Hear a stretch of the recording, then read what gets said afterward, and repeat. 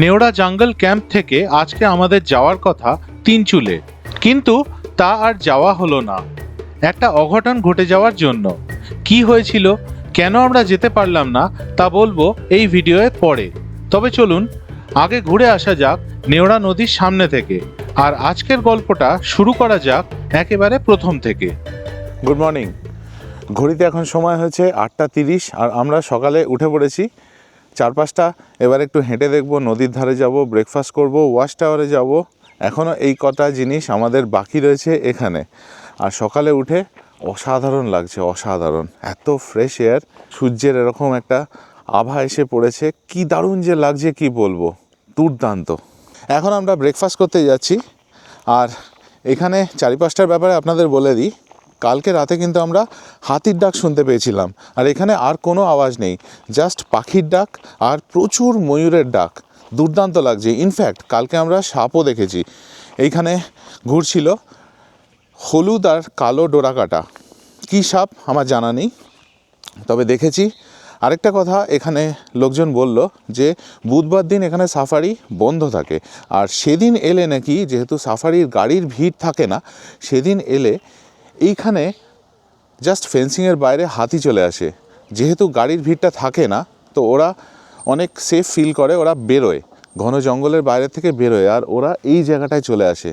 মানে এটা chances of spotting এইখানে বসে বসে ওয়েডনেসডেতে খুব বেশি, এটা আমাকে ওনারা বললেন। তো ওনারা রিকোয়েস্ট করলেন যে এরপর যখন আসবেন একবার বুধবার এখানে আসার চেষ্টা করবেন, বুকিং করার চেষ্টা করবেন, তাহলে হতে পারে এখানে বসে বসে আপনি হাতি দেখে ফেললেন, আপনার সাফারির দরকারই পড়লো না। চলুন এবার এগোনো যাক রেস্টুরেন্টের দিকে, ব্রেকফাস্ট করার সময় হয়ে গেছে। নেওড়া জঙ্গল ক্যাম্পে এসে অনিরুদ্ধবাবুর সঙ্গে দেখা হয়ে গেল। ইনি আমাদের ভিডিও দেখেন, তো এখানে আপনার সাথে দেখা হয়, সত্যি আনন্দ হলো। গতকালই ইনি এসছেন, কিন্তু পরিচয় হয়নি। আজকে সকালে যখন আমি ছবি তুলছিলাম আমাদের কটেজের বাইরে, উনি এসে আমার সাথে দেখা করলেন, দারুণ লাগলো। আমারও খুবই ভালো লাগলো স্যার, আপনাদের থেকে অনেক ইনফরমেশন পাই। আমিও বিভিন্ন জায়গায় ঘুরতে খুবই ভালোবাসি, ভালো, আপনাদের থেকে সত্যিই হেল্প হয়। Thank you very much. ভালো করে ঘুরুন।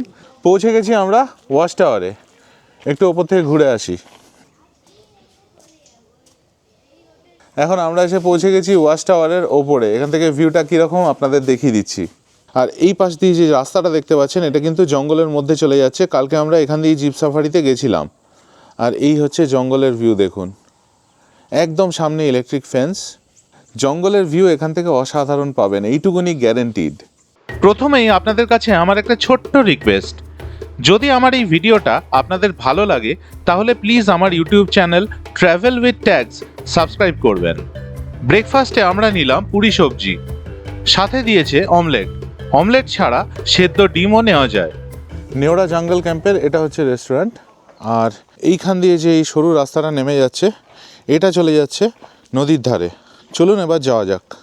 এই দেখুন ইলেকট্রিক ফেন্সিং এখন খোলা আছে, কিন্তু এটা রাত্রেবেলা বন্ধ করে দেওয়া হয়। আর এই রাস্তা দিয়ে আমরা এবার যাচ্ছি নদীর দিকে। আর এটা হচ্ছে নেওড়া নদী, যেখানে আমরা এখন যাচ্ছি। রাস্তাটা খালি দেখুন, ভীষণ সুন্দর, গাছের ফাঁক দিয়ে সূর্যের আলো এসে পড়েছে, কি সুন্দর লাগছে, আহা হা, অদ্ভুত। এপাশে নেওড়া জঙ্গল ক্যাম্প, আর এই রাস্তা ধরে আমরা যাচ্ছি নেওড়া নদীর ধারে। আর এপাশটা দেখুন কত গাছ, কি সুন্দর লাগছে এই জায়গাটা, অসাধারণ। আপনারা যখন নেওড়া জঙ্গল ক্যাম্পে থাকবেন তখন এই নদীর ধারে বিকেলবেলাও আসতে পারেন, তখনও কিন্তু ভীষণ ভালো লাগবে। গতকাল যেহেতু আমরা সাফারি করেছিলাম, তো আমরা এখানে যখন এসে পৌঁছই তখন অন্ধকার হয়ে গেছিলো, তাই আর নেওড়া জঙ্গল ক্যাম্প থেকে নদী অবধি কাল বিকেলে আসতে পারিনি। আর তাই এখন আসছি এই সকালবেলায়, কিন্তু এখনও ভিউটা অসাধারণ। আমরা এই রাস্তাটা দিয়ে নামলাম, নেমে এখানে একটু কাদা ছিল, কিন্তু এখানে শুকনো আছে বেশ খানিকটা, এই জায়গাটা দিয়ে এলাম আমরা। আর এসেই এই হচ্ছে অসাধারণ ভিউ, কি দারুণ লাগছে জায়গাটা, খালি দেখুন, দুর্দান্ত। এখানে যদি ড্রোনটা ওড়াতে পারতাম দারুণ লাগতো, কিন্তু এটা যেহেতু গরুমারা ন্যাশনাল পার্কের অন্তর্ভুক্ত জায়গাটা, ওই জন্যে এখানে ড্রোন ওড়ানো নিষিদ্ধ। এখানে আমাকে বলেও দিল যে ড্রোন থাকলে ওড়াবেন না, তো ওই জন্য আমি আর ওড়াচ্ছি না। কিন্তু ওপর থেকে অসাধারণ কিন্তু লাগতো ভিউটা। যাই হোক, সেটা হবে না, কিন্তু যেটা হবে সেটা আপনাদের দেখাই, আমরা দেখে নিই এবং আপনাদেরকেও ভিডিওর মাধ্যমে এই অসাধারণ জায়গা দেখাই। বক উড়ে যাচ্ছে দেখুন, সাথে কালো প্রচুর পাখি আছে, ওগুলো কী পাখি আমার জানা নেই, দুর্দান্ত লাগছে, একসাথে সবাই উড়ে যাচ্ছে। এই জায়গাটা যে কি সুন্দর কি বলবো, এখানে কোনো আওয়াজ নেই, চারিপাশে কোথাও কোনো আওয়াজ নেই, জাস্ট পাখি ডাকার আওয়াজ আর এই যে আমরা পাথর আর বালির ওপর দিয়ে হেঁটে আসছি সেই পায়ের আওয়াজ, আর কিন্তু কোনো আওয়াজ এখানে নেই। আর এই সামনে বয়ে যাচ্ছে নেওড়া নদী, জল এখন খুবই কম শীতকাল বলে, বর্ষাকালে অনেক বেশি জল থাকবে, কিন্তু দারুণ জায়গা, ভীষণ সুন্দর জায়গা। আর নদীর দুপাশে কিন্তু জঙ্গল, এদিকে গরুমারা ন্যাশনাল পার্ক আর নদীর ওপাশেও জঙ্গল দেখুন, তবে ওদিকে কিছু বসতিও আছে। এরপর আমরা নদীর ধার থেকে ফিরে এলাম নেওড়া জঙ্গল ক্যাম্পে, আর কিছুক্ষণের মধ্যে এখান থেকে রওনা হব। এই নেওড়া জঙ্গল ক্যাম্পে বুক করা যায় ওয়েস্ট বেঙ্গল ফরেস্ট ডেভেলপমেন্ট কর্পোরেশনের ওয়েবসাইট থেকে। আমি ওয়েবসাইটের লিংক ডেসক্রিপশন বক্সে দিয়ে দিলাম। নেওড়া জঙ্গল ক্যাম্পের রুমগুলো আমার আগের ভিডিওয়ে দেখিয়েছি, সেই ভিডিও আপনারা পাবেন এই সিরিজের প্লে লিস্টে, যার লিংক দেওয়া রইল ডেসক্রিপশন বক্সে।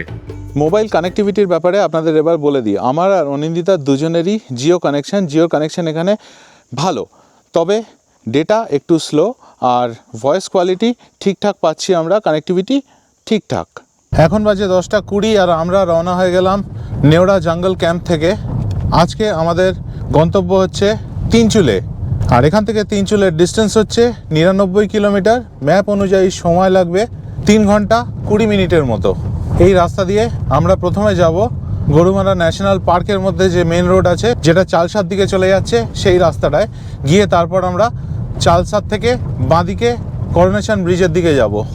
এই রাস্তাটা সত্যি অসাধারণ, নিজের গাড়ি নিয়ে এই রকম রাস্তা দিয়ে গাড়ি চালানোর অভিজ্ঞতা কিন্তু পুরোপুরি আলাদা। এত হাইওয়েতে চালিয়েছি, সেগুলো তার নিজের জায়গায়, কিন্তু এটার অভিজ্ঞতা পুরোপুরি আলাদা। আর ওই সামনে হাইওয়ে দেখা যাচ্ছে, যেখান দিয়ে গতকাল আমরা ঢুকেছিলাম। আমরা কালকে ডান দিক থেকে এসেছিলাম, আর আজকে আমরা যাব বাঁ দিকে চালসার দিকে। চালসা অবধি পৌঁছে আবার আমরা বাঁ দিকে বেঁকবো, তারপর ওখান থেকে চলে যাব করোনেশন ব্রিজ, তারপর সেটা ক্রস করে আমরা চলে যাব তিনচুলের দিকে। চলে এলাম গেটে, এই সামনে হাইওয়ে, এখান দিয়ে আমরা বাঁ দিকে চালসার দিকে ঘুরে যাব। আর এই উঠে পড়লাম হাইওয়েতে, এখান দিয়ে সোজা চালসা চলে যাব আমরা। আর এই রাস্তা হচ্ছে একদম তেল চকচকে রাস্তা, দুপাশে গরুমারা ন্যাশনাল পার্ক, আর মাঝখান দিয়ে এরকম সুন্দর রাস্তা এগিয়ে চলেছে চালসার দিকে।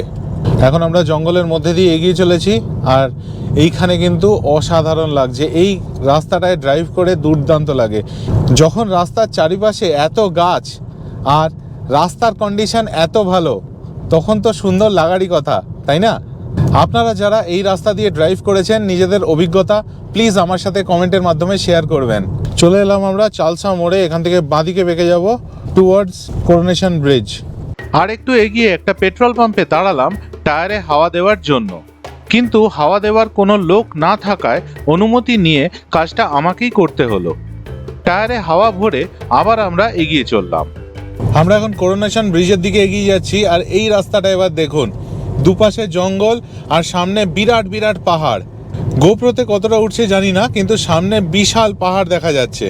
গতকাল আমরা যে নেওড়া জঙ্গল ক্যাম্পে ছিলাম, আমরা কিন্তু পাহাড় দেখতে পাইনি, কিন্তু আজকে একটু আসার পরই সামনে পাহাড় দেখা দিয়েছে।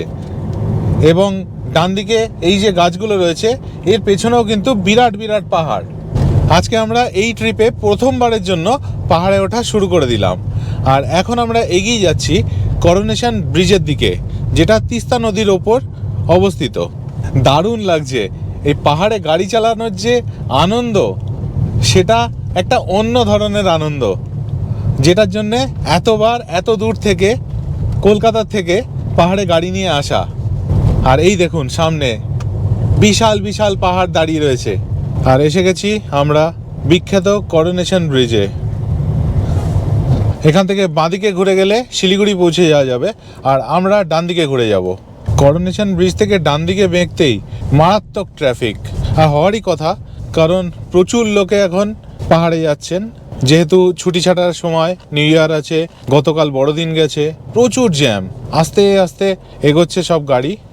আপনাদের যদি এই ভিডিওটা ভালো লাগে তাহলে প্লিজ একটা লাইক করে দেবেন।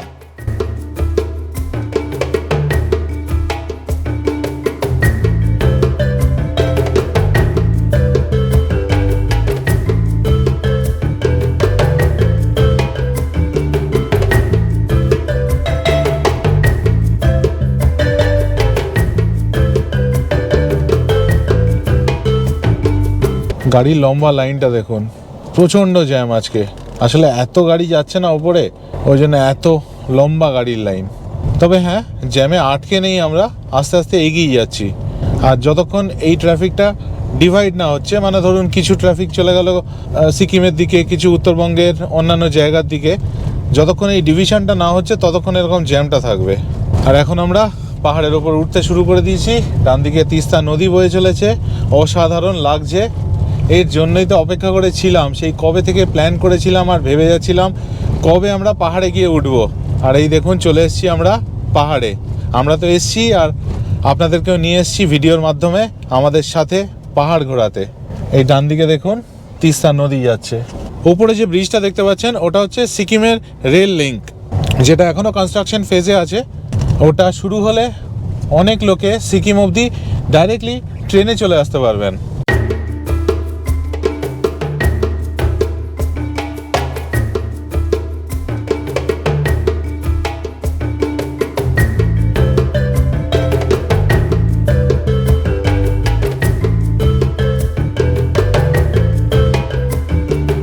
এইবার আমরা হাইট গেইন করা শুরু করেছি।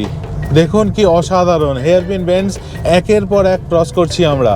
আর এখন কিন্তু গাড়িতে আর অন্য কোনো গিয়ার কাজ করবেই না, এখন জাস্ট ফার্স্ট গিয়ার।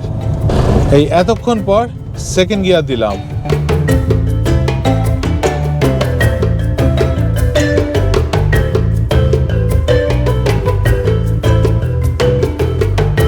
আবার ফার্স্ট গিয়ারে ফিরে এলাম।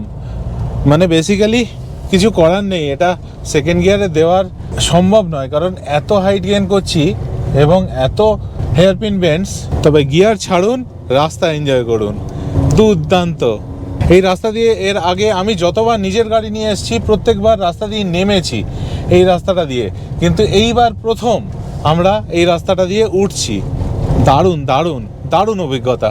অনিন্দিতা এক্ষুনি বলল যে প্ল্যাকার্ডেও লেখা রয়েছে drive with first gear only, কিন্তু একটাই প্রবলেম, কিছু কিছু জায়গায় রাস্তাটা একটু ভেঙে গেছে, হেয়ারপিন বেন্ডগুলোর জায়গাতেই ভেঙেছে। এটা একটু রিস্কি হয়ে গেছে, কিন্তু অসাধারণ। ওফ ওফ, এটা জাস্ট দেখুন, এটা দেখুন কি অসাধারণ।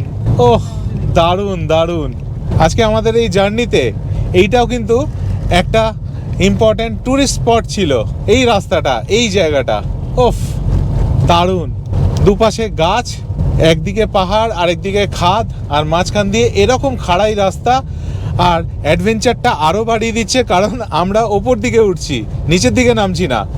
নিচের দিকে নামলে আমাকে অতটা কষ্ট করতে হতো না, গ্র্যাভিটি যা করার করতো, কিন্তু এখানে আমরা ওপর দিকে উঠছি। আর এই আমার কানের তালা ধরে যাচ্ছে, কারণ আমরা র্যাপিডলি হাইট গেইন করছি। দারুণ দারুণ। এত লম্বা লম্বা গাছ, আর গাছের ছায়াতে বাইরেটা কিন্তু আরও বেশি ঠান্ডা হয়ে যাচ্ছে। আর আমার গাড়ির কনসোল নিচে যখন ছিল তখন বলছিল 24 ডিগ্রি সেন্টিগ্রেড, অলরেডি এখন 23 হয়ে গেছে এবং কমতে শুরু করে দিয়েছে। ওপরে যখন উঠবো তখন আরও কমবে। আচ্ছা, এইখানে একটা ভিউ পয়েন্ট আছে, লাভার্স মিট ভিউ পয়েন্ট। এখানে একটা ভিউ পয়েন্ট আছে যেখান থেকে তিস্তা নদী আর রঙ্গিত নদীর যে কনফ্লুয়েন্সের জায়গাটা সেটা দেখা যায়। এখানে আমরা আগে অনেকবার এসেছি, আজকে নামতাম না, কিন্তু আরও নামবো না এই জ্যামের জন্য। একে তো পার্কিংয়ের কোনো জায়গা নেই, এখানে গাড়ি সব ভরে রয়েছে, আর সামনে প্রচুর লম্বা লাইন, প্রচুর গাড়ি দাঁড়িয়ে রয়েছে, রাস্তা ভর্তি। আর এখানেই ঘটলো একটা অঘটন। গাড়ির থেকে আচমকা সাংঘাতিক বাজে গন্ধ বেরোতে শুরু করলো। কোথাও সাইড করার কোনো জায়গা না পেয়ে বাধ্য হয়ে এগিয়ে চললাম। আর সামান্য কিছুটা এগোতেই গন্ধটা আরও জোরালো হয়ে উঠল, আর তারপরেই গাড়ির গিয়ার শিফট করা বন্ধ হয়ে গেল। ফাইনালি গাড়ির ইঞ্জিনটাও বন্ধ হয়ে গেল। এখন সময় হচ্ছে 2:13 আর আমরা রাস্তায় স্ট্যান্ডেড। গাড়ির ক্লাচ প্লেট খারাপ হয়ে গেছে, গাড়ি আর মুভ করছে না। খুব কষ্টে গাড়িটাকে সাইড করলাম। রাস্তার এতটাই ইনক্লিনেশন যে হ্যান্ড ব্রেকে গাড়ি আটকাচ্ছে না, তাই চাকায় পাথর দিলাম। 50 মিনিট ওয়েট করার পর একটু চেষ্টা করলাম গাড়ি স্টার্ট করার, আর এবার গাড়ির ইঞ্জিন আবার জেগে উঠল। ঘড়িতে বাজে 3:10 আর আমরা এখন আবার নিচের দিকে নামছি, কারণ এই গাড়িতে যেখানে ক্লাচ প্লেট জ্বলে গেছে সেটা নিয়ে আর আমাদের ট্যুর করা সম্ভব নয়। আমি ফোর্ডের কাস্টমার কেয়ারের সাথে কথা বললাম, ভদ্রলোক আমাকে গাইড করলেন।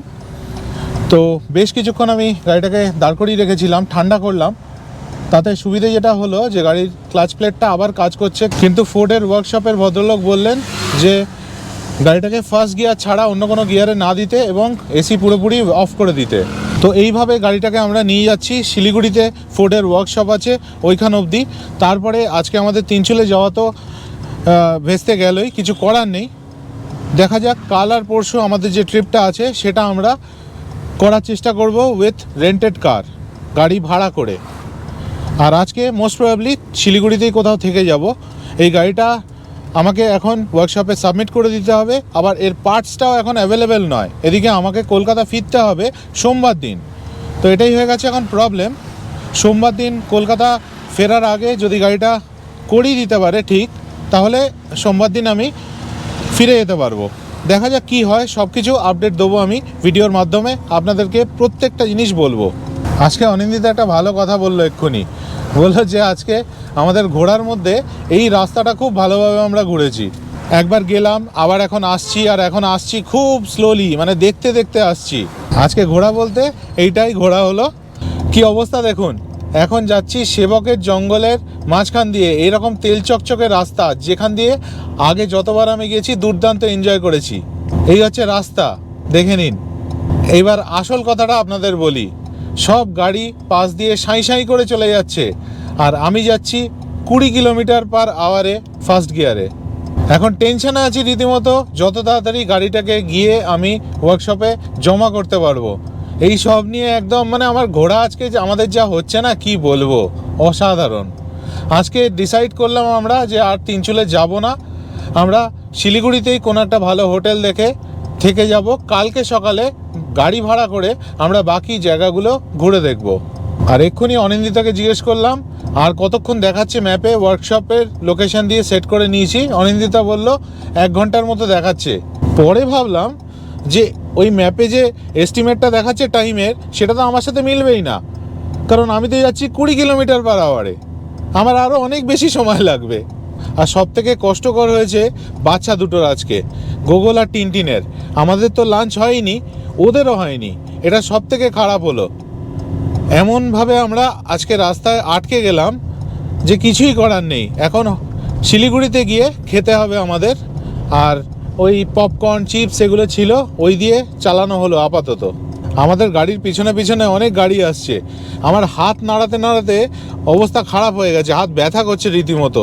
বারবার আমাকে জানলা খুলে হাত নাড়াতে হচ্ছে যে আপনারা যান। এবারে অনিন্দিতা বলছে যে পেছনেটা বোর্ড লাগিয়ে দিলে হতো, আপনারা যান, আমরা আমাদের এর থেকে বেশি জোরে যাওয়ার ক্ষমতা নেই আজকে, আপনারা এগিয়ে যান। আজকে আমার হাতে যদি টারবাইন লাগিয়ে দেওয়া যেত না, হয়তো ইলেকট্রিসিটি প্রডিউস করা যেত, উইন্ডমিলের মতো কাজ করছে। অবশেষে এসে পৌঁছলাম শিলিগুড়িতে ফোর্ডের ওয়ার্কশপে, আর গাড়িটা সাবমিট করে দিলাম। ঘড়িতে এখন সময় আছে 7:11, আর আমরা এসে পৌঁছে গেছি শিলিগুড়িতে আমাদের হোটেলে, হোটেল সাবেরা। আজকে আমাদের যাওয়ার কথা ছিল তিনচুলে, তার বদলে আমরা এসে পৌঁছে গেলাম শিলিগুড়ি। আপনাদের এবার আমাদের রুমটা দেখিয়ে দিই। এই হচ্ছে মেন গেট, এখান দিয়ে ঢুকে এখানে একটা বড় আয়না, এই পাশে টিভি রয়েছে, একটা ডেস্ক রয়েছে, এখানে ডাস্টবিন রয়েছে, রিমোট সেট টপ বক্স, এই পাশে লাগেজ রাখার র্যাক, এখানে একটা ফুল সাইজ ওয়ার্ড্রোব, এখানে একটা জানলা দিয়ে কোনো ভিউ নেই পাশের বাড়ির দেওয়াল ছাড়া, এখানে একটা চেয়ার, একটা টেবিল, আর ওই পাশে অনিন্দিতা বসে রয়েছে, ওখানে আরেকটা আয়না আর ওয়ার্ক ডেস্ক, চেয়ার। এই হচ্ছে বেড, দুপাশে দুটো টেবিল, আর এইরকম ডেকর। বেশ সুন্দর রুম। এই রুমটার জন্য আমাদের দিতে হয়েছে 3000 টাকা এক রাতের জন্য, মানে আমার আর অনিন্দিতার এবং দুটো বাচ্চাকে নিয়ে। আর দরজা দিয়ে ঢুকেই এইটা হচ্ছে ওয়াশরুম। ওয়াশরুমটা খুব ভালো, পরিষ্কার পরিচ্ছন্ন, ওপাশে কাঁচের আলাদা শাওয়ার এরিয়া, এইখানে কোমোড, বেসিন, আয়না, আর এই ওপরে দেখতে পাচ্ছেন গিজার। আজকে সত্যিকারের একটা আনপ্রেসিডেন্টের অবস্থার সম্মুখীন হলাম। আজকে গাড়ি চালালাম ফার্স্ট গিয়ারে, 51 কিলোমিটার চালালাম 20 কিলোমিটার পার আওয়ারে। একটা বিরাট ধৈর্যের টেস্ট হলো আজকে আমার। যাই হোক, ভালোভাবে পৌঁছে গেছি। কিন্তু একটা কথা বলতেই হয়, এখানে যে গেটওয়ে ফোর্ডের যারা ছিলেন আর কি, তারা যা সাহায্য করেছেন, যেভাবে আমাকে গাইড করেছেন, মানে আমার সত্যি কথা, আমার ভাষায় ওনাদের ধন্যবাদ দেওয়ার মানে ক্ষমতা নেই, এতটা হেল্প করেছেন, আমি চিরকাল এটা মনে রাখবো। যাই হোক, একটা ইভেন্টফুল ডে ছিল আজকে, কিন্তু আমরা একটা ভালো হোটেলে পৌঁছে গেছি। এখন ডিনার করে শুয়ে পড়বো, আর বিশেষ কিছুই করার নেই আজকে। আর একটা গাড়ির সাথে আমরা কথা বলেছি, সেই গাড়িটা আমরা ভাড়া করব, তার সাথে আমরা নেক্সট 2 দিন থাকবো এবং সেই আমাদের ঘুরিয়ে দেখাবে। তো এবারে আর পাহাড়ে আমার গাড়ি চালানো হলো না, আমাদের গাড়িতে এখানে থাকবে শিলিগুড়িতে, ঠিক করানো হবে ওইটা। আর আমরা ততদিনে আমাদের বাকি প্ল্যানটা করে আমরা আবার ফেরত আসবো শিলিগুড়ি, তারপর এখান থেকে গাড়ি নেবো, নিয়ে কলকাতা ফেরত যাব।